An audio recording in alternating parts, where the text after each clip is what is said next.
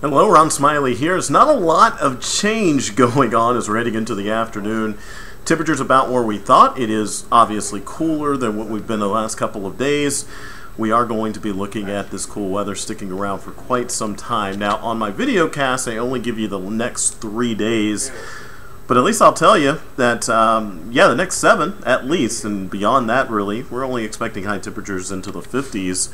Mostly cloudy today, we'll call it 57, winds out of the northwest at around 5 to 7 miles an hour. Now, we'll have a couple of interesting features going on over the next 24 hours. One of those, we do have a chance for some lake effect rain that will be developing off of Lake Erie. Now, we haven't seen, well, very little early to start the day.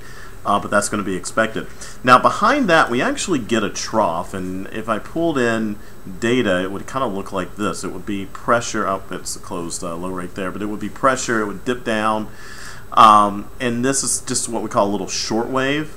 And so the short wave is going to be sliding through. As it does, obviously you can see the rain just ahead of it that's going to push through. So at 3 o'clock in the morning, probably the heaviest of the rain, still fairly light at this point.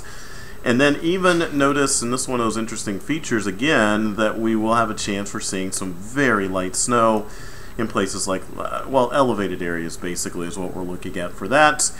And then once again, more in the way of some lake effect rainfall possible, mainly north of I-80 as we're heading into Saturday afternoon. If you're heading up to Erie, it's probably going to be sprinkling on you, just some light rain out that way. So we'll go a small chance for rain both Friday and Saturday.